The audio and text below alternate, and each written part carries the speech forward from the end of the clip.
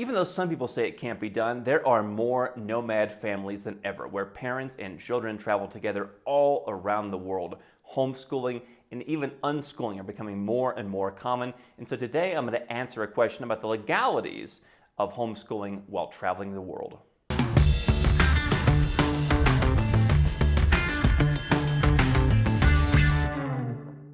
Hi, I'm Andrew Henderson. I'm the founder of Nomad Capitalist, where we help 7- and 8-figure entrepreneurs and investors legally go where you're treated best. You can learn more at nomadcapitalist.com. We got a question from a viewer who asked, is your trifecta approach compatible with unschooling if each jurisdiction where you spend time has free and compulsory schooling? Interesting question. So we've talked about my trifecta approach for years. This is basically where you spend 4 months in 3 different places. This can potentially be tax advantageous. It can be what I think very lifestyle advantageous, where you get a taste of different places throughout the year. And so we've talked about also the modified trifecta. We've talked about nomadic lifestyles where you drag a suitcase behind you. There are many different ways to live as a nomad, but when it comes to having kids, we have seen there are a few countries, primarily in Europe. Germany's the one that really stood out to me, where when you come back to Germany as a German citizen, you have to prove to them potentially that you have a school with your kids. Homeschooling is a no-no, and you've got other countries from our research. Our COO from the Netherlands talks about the Netherlands being not so homeschool friendly. You've got Sweden and, of course, Spain. Spain. Where would we be without Spain, the bane of every nomad capitalist existence? Now, here to talk more from his own personal experience of traveling with his wife and his 4 children. They run a pretty tight ship. It's Joshua Sheats. He is the host of the Radical Personal Finance podcast. He was a Nomad Capitalist Live panelist, and he is going to answer more about unschooling with a family. Thanks, Andrew. This is a really wonderful question, and it is a perfect example of how the go where you're treated best philosophy can solve so many of your personal freedom issues. And in short, yes, the trifecta lifestyle will help to facilitate your ability to unschool your children, even if you're choosing countries that have compulsory school laws. However, let's talk about some depth so you understand what your options are. To begin with, you need to understand the legal environment that a country has with regard to the schooling requirements that they want for children. There are 3 big groups that you can put different countries into. The first group are countries that explicitly permit homeschooling, of which unschooling is a subset. Unschoolers don't usually like it when you categorize them with homeschoolers, but legally speaking, it's a subset of homeschooling. So these are countries that say, yes, you can do homeschooling. You can do whatever schooling philosophy you want, but here are our requirements. Many countries or states require some kind of annual achievement testing. Some of them require a portfolio review by an accredited teacher, but they have a regulatory system that you can look at, understand, and follow. The second group of countries are countries that are simply silent on the topic of home education. They require schooling and education for children. Often it's in the Constitution. Children have a right to an education. But they don't really anticipate homeschooling. The laws were written without that in mind. And so it's not legal, but it's not illegal. They just require that children get an education. So within these countries, many people homeschool their children and say, look, I am giving my child an education. Just because I don't choose to send them to a government school doesn't mean that they're not receiving an education. Now, the third group of countries are countries that explicitly prohibit any kind of homeschooling, home education. Famously in the West, there are countries all around the world that do this, but famously in the West, the 2 most well-known ones would be Germany and Sweden. They explicitly prohibit home education, and citizens of those countries, or at least Germany, I'm not sure about Sweden, but citizens have taken their fight to the Supreme Court. They've said, look, we're educating our children, and the German Supreme Court has said, no, absolutely not. So those countries are very difficult. Now, if you're from those countries, you see the value of go where you're treated best. I have met Germans all around the world who have left Germany and moved to another country because that gives them the ability to educate their children as they believe is best. And so they're going where they're treated best. And so this is one of the things that's so useful about the Nomad Capitalist philosophy. If you move from one place to another place, you can often build better results in your life simply by going from one legal regime that doesn't serve you and choosing another one that does. So you want to begin your process by identifying where are we in these countries. So the countries that you're considering in your trifecta strategy, study them and understand. Do I want to spend 4 months a year in the United States? Well, in the United States, there's tremendous legal freedom. You could spend 4 months a year in Boise, Idaho, and no one will ever question you about your school because Idaho has very, very loose and freedom-oriented laws for the education of children. On the other hand, if Germany is one of your trifecta countries, you'll want to be very thoughtful about it. So first, understand what is the actual legal framework of the countries that I am considering. The second thing that you want to consider is how long am I actually spending in these countries? As far as I can tell, there's a very big difference that the time that you spend makes on how you're regulated in a country. So taxes, of course, we know that. If you go to a country that has high taxes, but you're there as a visitor for a month or two, they're going to leave you alone for the most part, generally speaking. However, if you're there for 7 months, most countries want some tax money. And so I think the same concept, while maybe not legally applying, the same concept applies in terms of schooling. If you're going to a place for 3 or 4 months, you just aren't going to be subject to all of the same regulations that other people are. Now, there may be a law that affects you. You would have to research that for the country. But practically speaking, how long you spend in a country really makes a big difference. Then the third thing that you'll want to consider is what is your residency status or your citizenship status? For example, I'm a U.S. American citizen.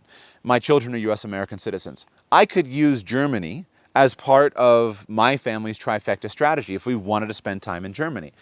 But I would go to Germany as a tourist. I would take my children, we would go to Germany as tourists.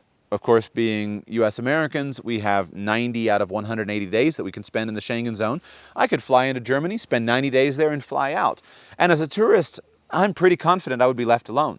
From the German government's perspective, they have no authority or jurisdiction over me unless I break a law on the ground. From a legal perspective, this guy is a US American citizen. That's the United States that handles his stuff.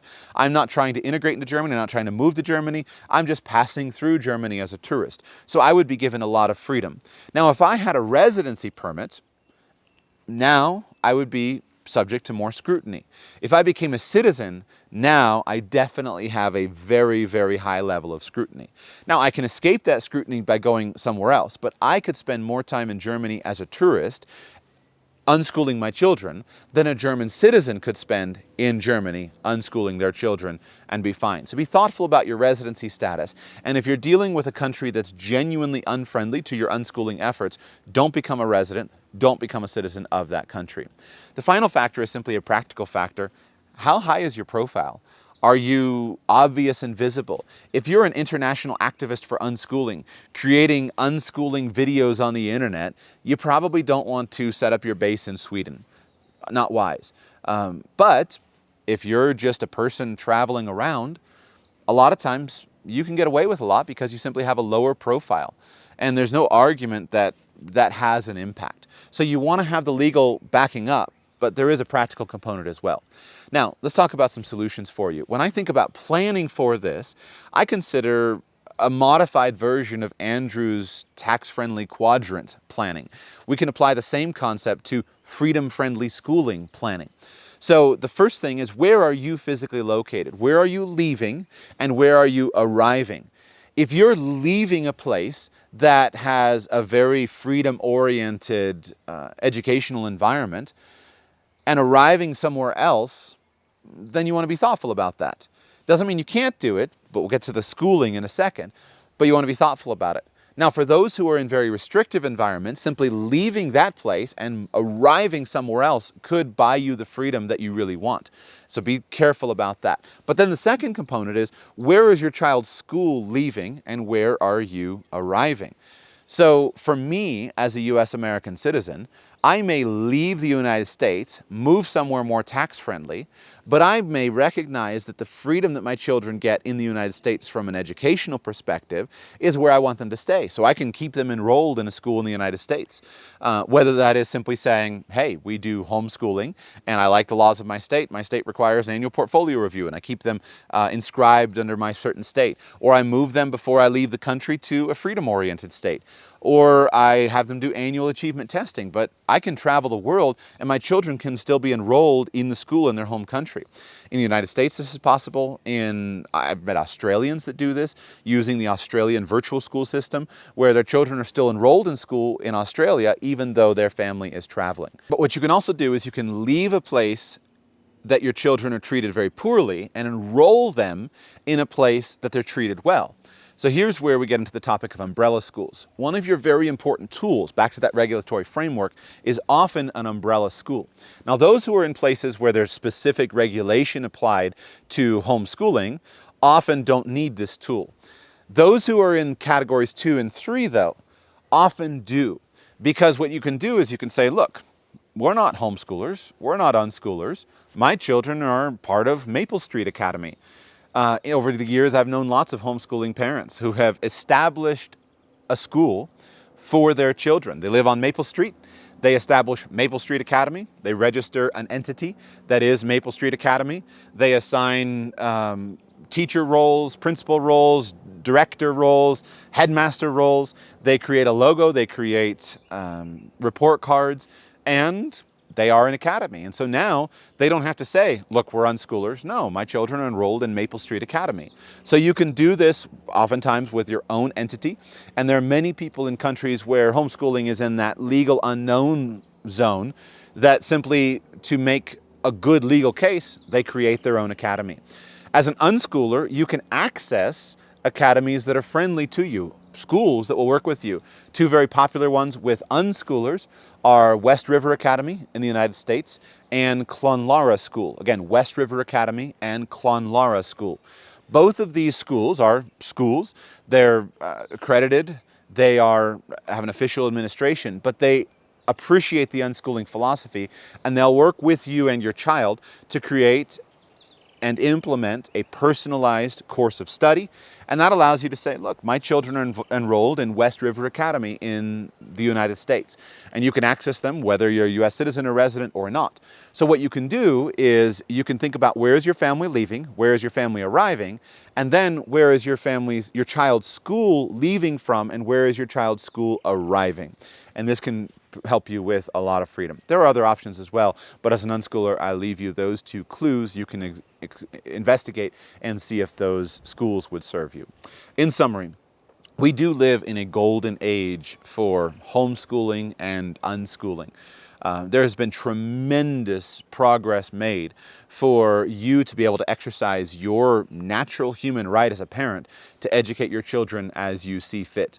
Now, unfortunately, there are still some countries that don't acknowledge that right that you have. And so you can consider what you want to do. I know that there are Germans living in Germany homeschooling their children. They're very quiet about it, but they are doing it. Sometimes people are using some of these schools, these academies, and saying, my child is enrolled in West River Academy in the United States. And in some countries and in some places, that may be sufficient. But you'll have to research the regulatory environment of the specific countries that you're involved in. But if you'll be thoughtful about it, if you'll choose countries that serve you for academic freedom, and if you'll be thoughtful about how much time you spend in those countries, here the trifecta lifestyle is your friend, you'll be thoughtful about which countries you establish residency in and or citizenship in, and make sure that you're not a resident or a citizen of a very restrictive country. And if you'll simply keep a relatively low profile, especially when you're in those countries, you can unschool your child as you believe is best for them, and you can do it without any problems. Absolutely, the Nomad Capitalist trifecta strategy will serve you and help you in that quest. Thanks, Joshua. How can Nomad Capitalist help you? 4 ways. Number 1, subscribe to our channel and click the notification bell to make sure you get our new video every day. Number 2, get a copy of Nomad Capitalist, the book. You'll learn a lot of my personal experiences over a dozen years of studying this stuff, as well as exactly some of the strategies that you can use to build your Nomad Capitalist plan. Number 3, if you're not sure where to start, but you want to come and learn from my team and I, you want to come and mingle with like-minded people, learn more about our live conference, Nomad Capitalist Live. It's coming up soon. And number 4, if you want some help right now because you've got a burning issue, you need something solved, you want to lower your taxes, get a second passport, or build the Nomad Capitalist lifestyle of your dreams, go to nomadcapitalist.com and click on Become a Client.